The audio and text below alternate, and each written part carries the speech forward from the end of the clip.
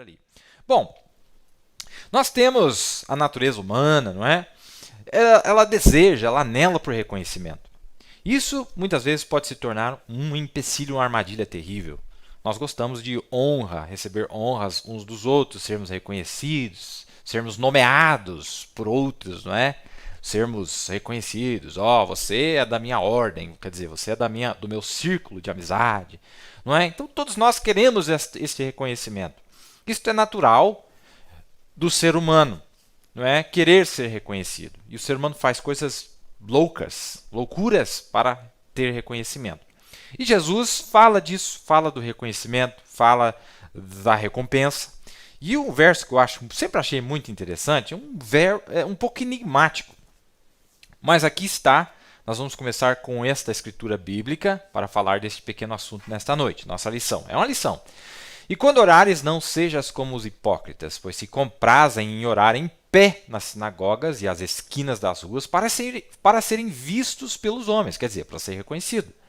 Em verdade vos digo que já receberam o seu galardão. Mas tu, quando orares, entra no teu aposento e, fechando a tua porta, ora a teu pai, que vê o que está oculto, e teu pai, que vê o que está oculto, te recompensará. Quer dizer, te reconhecerá. Quer dizer, te nomeará. Falará o teu nome, não é? Te reconhecerá em público, não é? Então, aquilo que é feito em segredo para Deus, um dia ele vai te reconhecer, te recompensar em público. Assim diz Jesus. Ele disse, mas tem um risco aí. Que se você for reconhecido aqui pelos homens, não é? Então você já recebeu sua recompensa, você não precisa ser reconhecido lá. Então é melhor você ser reconhecido apenas lá e não aqui, como todos os grandes homens da história não tiveram seu reconhecimento nos dias que viviam. Foram reconhecidos após a morte, não é? Aí sim são reconhecidos, são louvados e são realmente reputados como tal, mas não quando viviam, não é? Então, Jesus diz isso, é bíblico, não é? Que o reconhecimento tem que ser depois, aquilo que é feito em segredo. E nós estamos vivendo no dia do maior segredo, a segunda vinda, tudo é em segredo, ninguém vê nada. Aqueles que servem a Deus não são reconhecidos, aqueles que fazem a obra não são reconhecidos, e aqueles que não fazem são. Né? Eles são. Mas Jesus já advertiu, falou, se eles forem reconhecidos, então não tem nada para eles lá. Não é?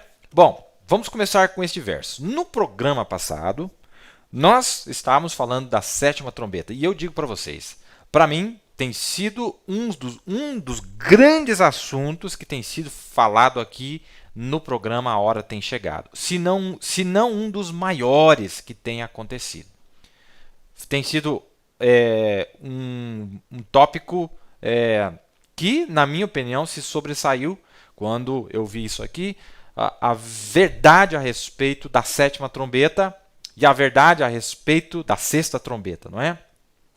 Ali o profeta traz para nós a importância desta mensagem, a festa das trombetas, que para mim, por muito tempo, parecia ser uma mensagem muito difícil de compreensão. Mas agora eu entendi, é muito simples. E ele vai nas escrituras e está lá a sequência perfeita. Logo após Moisés e Elias, aparece a sétima trombeta. E nós paramos lá, aqui está o verso. Diz assim, ó, e tocou o sétimo anjo a trombeta, e houve no céu grandes vozes que diziam, os reinos do mundo vieram a ser de nosso Senhor e do seu Cristo, e ele reinará para todo sempre. E os 24 anciãos que estão assentados em seu trono diante de Deus, prostraram-se sobre seu rosto e adoraram a Deus, dizendo, graças te damos, Senhor, Deus Todo-Poderoso, que és, e que eras, e que hás de vir, que tomaste o teu grande poder e reinaste. Eiraram-se as nações, e veio a tua ira e o tempo dos mortos, para que sejam julgados. Ó, as almas em prisão aí, né? E o tempo de dares o galardão aos profetas. O tempo de dares o galardão aos profetas, teus servos, e também aos santos, e também aos que temem o teu nome, tanto pequenos quanto grandes. E o tempo de destruíres o que destroem a terra. Olha que coisa interessante.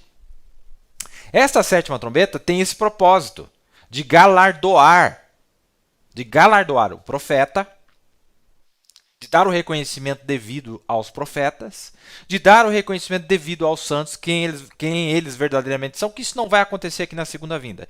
Esquece. Nós nunca seremos reconhecidos deste lado do rapto.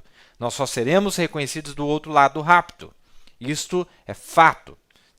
Por todos. Isto mostra, a Bíblia mostra claramente. Mas ali, debaixo da sétima trombeta, há um galardão aos profetas, não é? Há um galardão aos santos. Ali é o dia do reconhecimento. É a hora do galardão, é a hora da recompensa. É ali nesse tempo. Depois de Moisés e Elias. Estou lendo a Bíblia para vocês, não é? Agora, se você quer anotar aí no seu caderno de anotações, Apocalipse 11, 15 ao verso 18 é a mesma cena de Apocalipse 19, do verso 11 ao verso 16.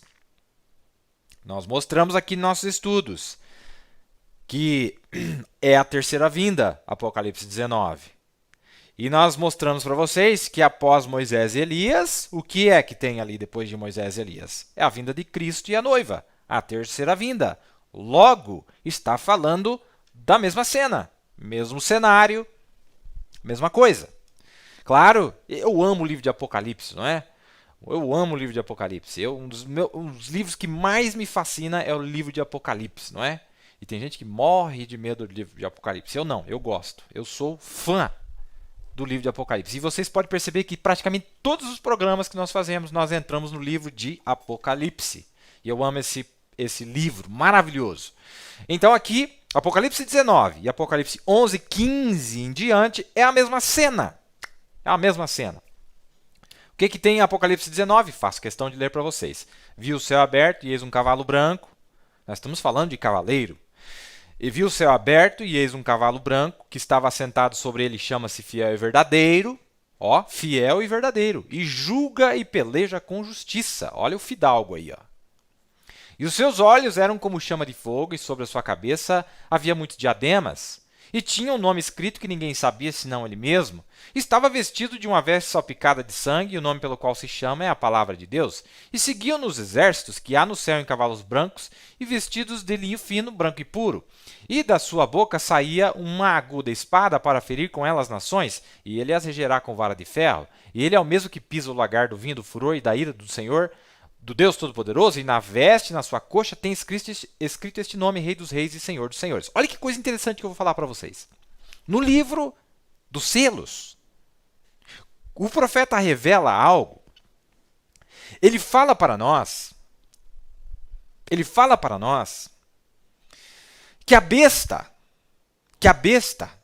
vai nomear 10 vassalos especiais em uma determinada hora. Quando a noiva sair de cena, vai ser feito um acordo com esses 10 vassalos, com esses 10 fidalgos especiais. Tem mais, mas eles são os mais especiais. E eles terão o poder como se fosse o poder do rei. Mas eles não são rei, mas recebem poder como reis por uma hora. O que é isso? Fidalgos, vassalos, súditos. E sabe o que o profeta disse que eles eram? Ditadores. Foi o espírito ditatorial. O que eles dizem, acontece. O que eles mandam tem de ser obedecido. Mas aí ele faz, no livro dos selos, ele disse assim, como eu gostaria de mostrar uma coisa aqui para vocês também. Por quê? Na terceira vinda, é o contra-ataque de Deus quando ele vem com os seus súditos, com os seus vassalos, com os seus cavaleiros, lá em Apocalipse 19, porque ele não está sozinho. Vem um maior e mais outros vassalos, súditos, Knights of the King, não é? Os cavaleiros da tábua redonda, não é? Lá não tem 24 anciãos ao redor do trono? Da onde que vem essas ideias, irmão? Do rei Arthur e os cavaleiros da tábua redonda. Da onde que vem essas inspirações? Da onde que tiraram a ideia de nomear este cavaleiro? Da onde que vem essas coisas? E o profeta, no livro dos selos, eu não coloquei aqui, deveria ter colocado. Olha, deveria ter colocado. No livro dos selos, ele faz um contraste, que durante o período da tribulação é a festa dos vassalos do diabo, que são nomeados por ele. Porque eu estou citando Apocalipse 17, que eles recebem poder como reis, não são reis. São o quê? são cavaleiros, são homens ditadores que a voz deles é a voz do rei. Por quê? Porque foram nomeados pelo rei que veio do abismo. Aquele que subiu do abismo lá, Abaddon e Apolion, que aparecem em Apocalipse capítulo 9. A partir do verso 13 ali, aquele rei aparece e ele começa a nomear os seus vassalos, os seus súditos, os seus knights, né? Como dizem em inglês. Mas Deus também tem este aí na terceira vinda. Sim, e nós vamos falar um pouquinho, é um quadro maravilhoso, meus amados, é um quadro maravilhoso. E nesta hora, ele vem para julgar. Ele vem para... Você viu, ó, o que estava sentado sobre ele chama-se fiel e verdadeiro. O que é um fidalgo? É quem foi fiel e verdadeiro ao rei. O que mais? E ali diz também, o nome pelo qual se chama é a palavra de Deus. O nome pelo qual se chama é a palavra de Deus. O profeta fala sobre isso, não é? Agora, e nós, desde o começo aqui, não é? Nós trouxemos aqui uma coisa maravilhosa que, para mim, não tem como entender Apocalipse 19, Apocalipse 11, 15, sem ir lá no livro de Esther. E eu vou dar